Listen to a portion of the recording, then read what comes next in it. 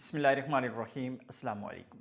रमज़ानुल मुबारक में जिन लोगों ने भी उम्रा करना है उनके लिए 2 चीज़ें बहुत अहम चीज़ें आपके साथ शेयर कर रहा हूँ। तो आपने बहुत एहतियात करनी है, बहुत मोहतात रहना है और उनका ख़्याल रखना है।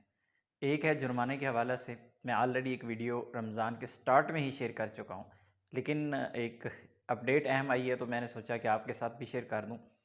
और दूसरी वज़ारत हज की जानिब से वज़ारत हज उम्रा की जानिब से हिदायत जारी की गई हैं। जो भी लोग मस्जिदुल हराम में या मस्जिद नबवी में फ़ोटोग्राफ़ी करते हैं, तस्वीरें बनाते हैं, वीडियोज़ बनाते हैं, उसमें एक रिक्वेस्ट की गई है कि जब भी आप किसी भी लाइन में लगे होते हैं या चल रहे होते हैं, तो अगर एक तस्वीर लेने के लिए आप रुकते हैं, तो पीछे पूरी की पूरी लाइन मुतासिर होती है और तमाम लोगों की हक तलफ़ी होती है, तमाम लोगों को तकलीफ़ होती है। और दूसरा ये भी कहा गया है कि बग़ैर किसी की मर्ज़ी के आप किसी की तस्वीर नहीं बना सकते, किसी की वीडियो नहीं बना सकते, जो सऊदी अरबिया के कानून के मुताबिक एक जुर्म है।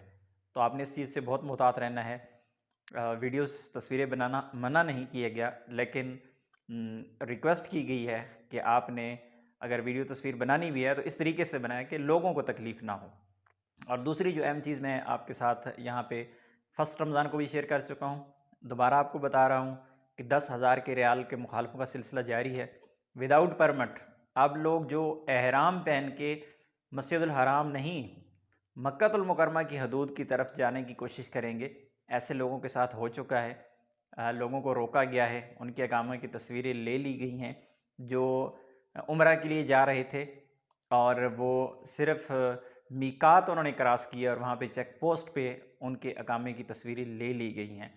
अब उनको 10,000 रियाल का मुखालफा यकीनन आएगा, क्योंकि तस्वीरें लेने का और कोई दूसरा मकसद नहीं है।